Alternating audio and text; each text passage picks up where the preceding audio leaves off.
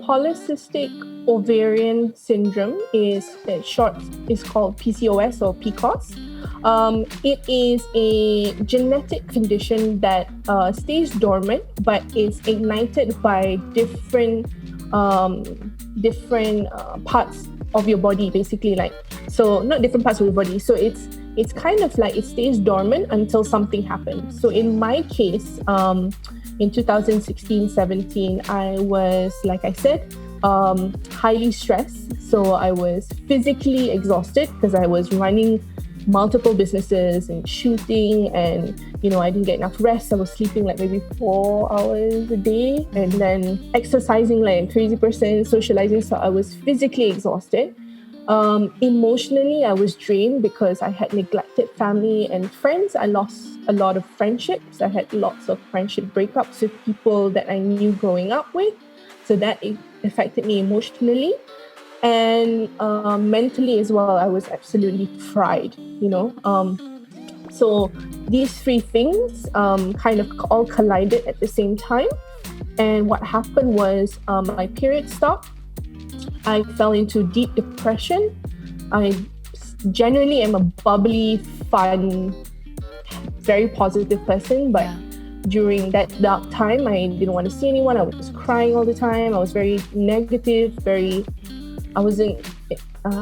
felt like I had lost control of who I was.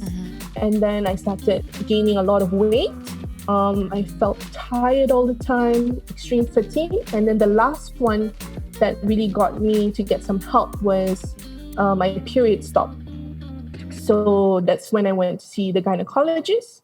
And then she took a blood test and did a scan. And she found ovarian cysts all over my ovaries and my uterus. And then my blood test came back and my insulin was through the roof. I had vitamin D deficiency and all these different things. So my hormones were completely haywire. So, it was really tough when I first heard, because I've never heard about this. I was like, what is PCOS? And the funny part was, before this, I already had other symptoms. Like I was telling you, I was feeling burnout. So I did see a couple of doctors, and doctors diagnosed me with like autoimmune disease lah. And then at one point it was like asthma. So I was like on inhalers. And I was just like, okay, this is not working. And then when my period stopped, that's when I saw a gynecologist, and that's when she said, okay, it's not that. You have PCOS, polycystic ovarian syndrome, which is a hormone imbalance. And when I first got the information about this, I had nowhere to turn to. I mean, I didn't know anyone else who had PCOS.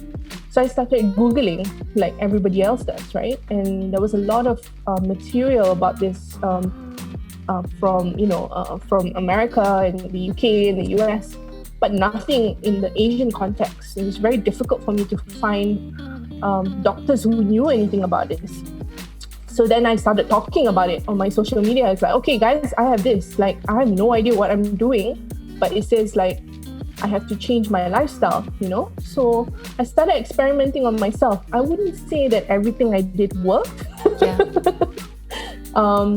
It was a process, but in that process of like talking about women's health and talking about polycystic ovarian syndrome, I found my sisters, other women who are going through the same thing, who also have PCOS, but in various different degrees and forms.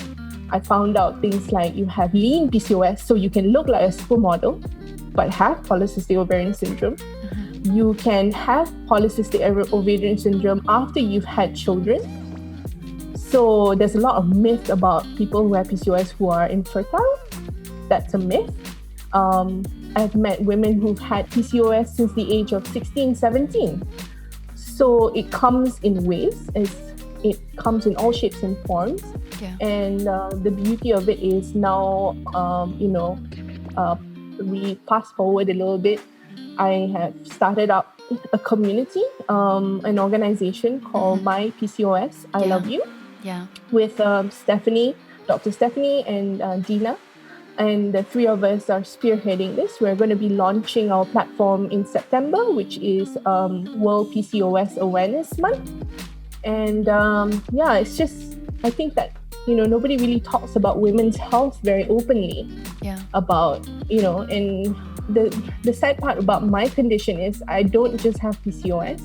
At the end of last year, I was also diagnosed with endometriosis, which is another women's health that affects a lot of women in Malaysia and around the world. It's when your uterus lining collects and becomes a blood cyst, and that affects your pain.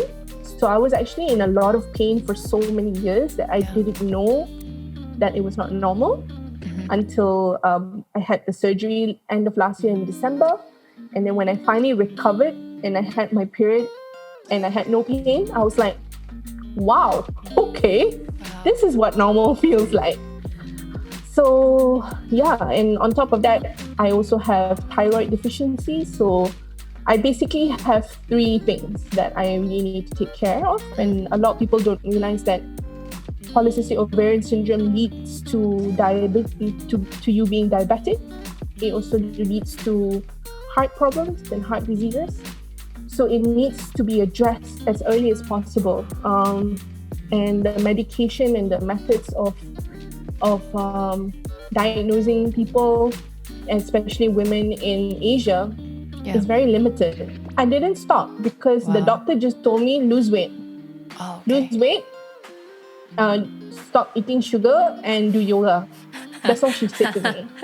Which, in retrospect, looking now, is very irresponsible, I feel, to just tell your patient lose weight. And she didn't give the time of day to go over, what is PCOS? Maybe she doesn't know as well. Right. That's the reason, right? That's why a lot of women go through their lives thinking that this is normal, skip periods are normal, feeling tired is normal, feeling emotional and having anxiety and depression is normal because we're women. But it's not. It's got nothing to do with that. So when I got the information, I didn't see it as a big deal. I just continued to function, run the restaurant, quote unquote, normally.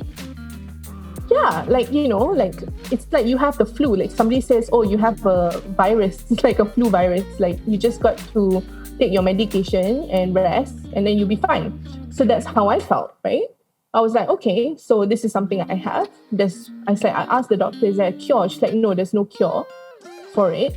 And come back and see me when you're married and you want to get pregnant. So I was like, okay. It's funny, right? So all this time I was talking about polycystic ovarian syndrome and endometriosis and thyroid problems, but people didn't take me seriously until I went into hospital and got an operation, and I did that video that, over I think 60,000 people have viewed it about my endometriosis. Then the calls started coming in oh my God, babe, I didn't know that you were in so much pain. So it's weird, right? So this is what people have to deal with. People who are sick inside, who have issues with mental health or PCOS or endometriosis. You're in so much pain, but it's not something you can see. It's not like a band-aid, and people don't believe you. So when I went into hospital, had my surgery, then everybody was like, wow, okay, now we know it's serious. But all this time, me telling them about this, it didn't seem like it had sunk into society. So now people take me more seriously when I talk about PCOS and endo and my thyroid deficiency. So it's weird, but it's working, I guess.